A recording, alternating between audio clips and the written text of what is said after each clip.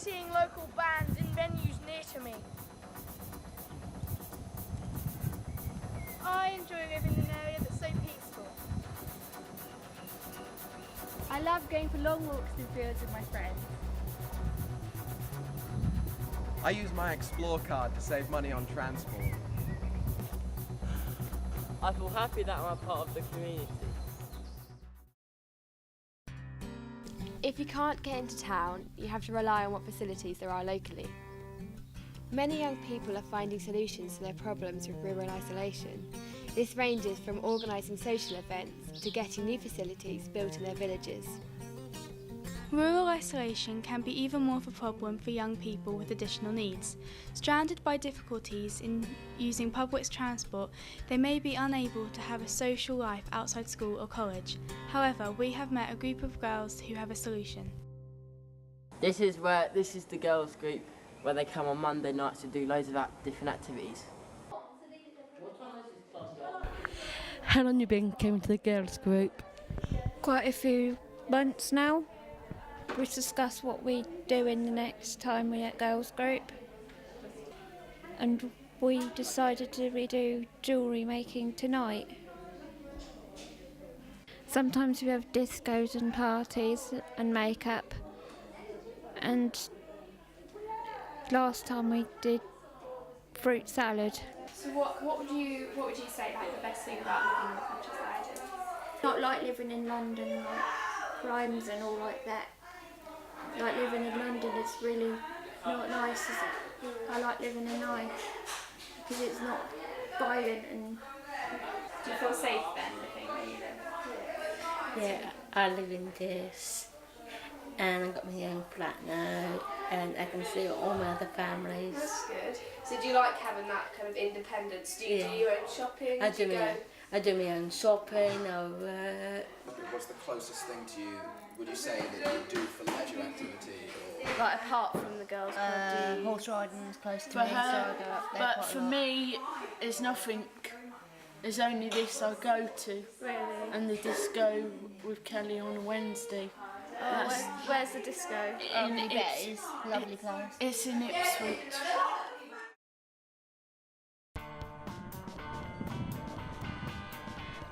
So I've seen you on the skate ramp. How far have you come? About 10 miles from Debenham, so That's quite a long way.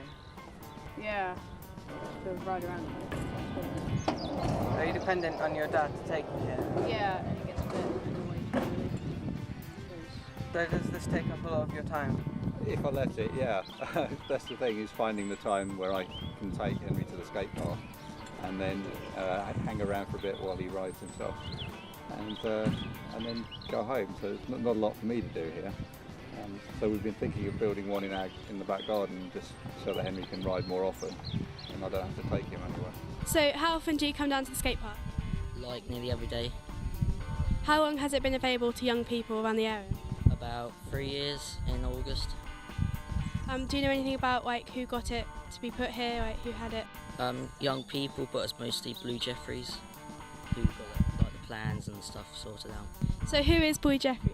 He's just a young person that lives in Eye who wanted something to do like everyone else, so we got it sorted out that we had this.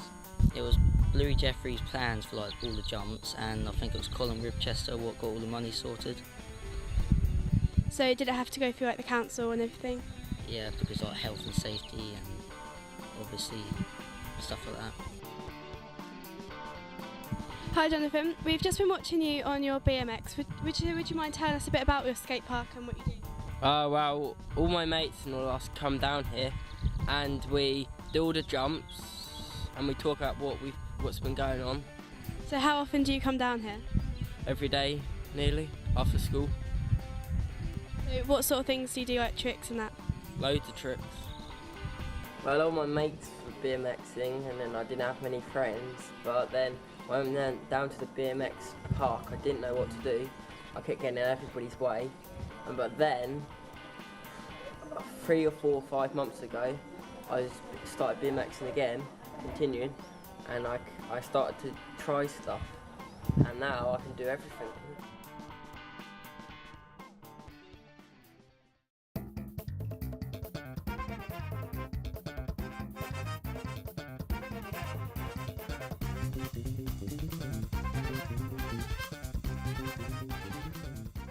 We're at the Mugger, which stands for Multi-Use Games Area, and what a Mugger is basically a big tarmac place with fences around it, and it's got goalposts at the ends and basketball hoops at the ends, and you know, it can be used for netball too.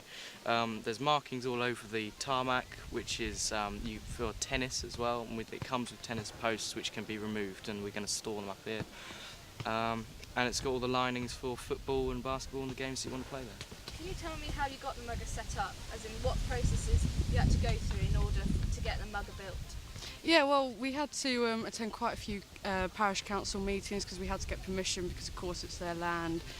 And I had to go to Baber County Council and just ask them about different funding options and who we needed to apply from, because at the beginning we knew nothing about money or how to get funds for anything. So, but they helped out a lot, and the parish council did agree, and they ended up contributing some money for us, and they said they'd maintain it. So the outcome was absolutely fantastic. Well, we went to quite a few different funders, like the Youth Opportunity Panel and Grassroots, and we asked different councillors. In most cases, we had to get matched funding, or one person wouldn't give us money unless another person gave us money. It was just a question of who went first. Yeah. And that was really difficult, because as soon as we got one, then all of them came in. Yeah. But then, of course, to help out, we did do a lot of charity, not charity work, fundraising. Oh yeah, yeah. As in, we locked ourselves up in Sudbury Police Station for 5 hours and sponsored for that. Which we got.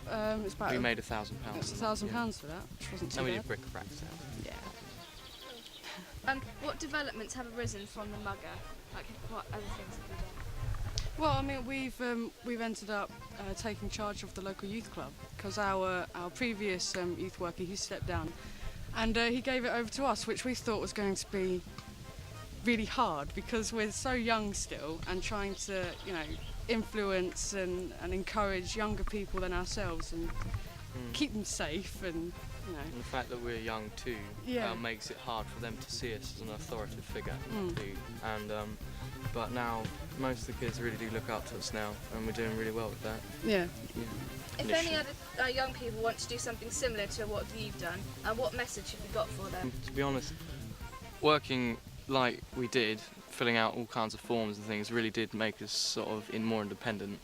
Because we had to make lots of decisions that you would think, are we old enough to make that decision? But in fact we were. There's not an age limit on it. As long as you're responsible enough, then you can do anything really. I mean, at the end of the day, it's great fun. Unfortunately, in this economic climate, much of the funding previously available to young people has been cut. However, it has left a legacy behind. The proof and recognition that young people are able to take responsibility themselves for change in their communities. What we've learned is, over the last 4 years, is that young people can be involved in making decisions about money and funding. And one of the original aims of the government was actually to look at how young people across the country can contribute to decisions around budgets that relate to them within county council. But I think it also has shown to people who are in charge of budgets and finances that young people are quite keen to plan their own activities. They are the best people in many ways to know what positive activities they want to engage with. So hopefully, although the money's not there from the government, there'll be something else there, or another way where actually young people can talk to adults that do have access to money to say, if you want to get good value out of spend, then actually talk to us and involve us in the services that you're providing.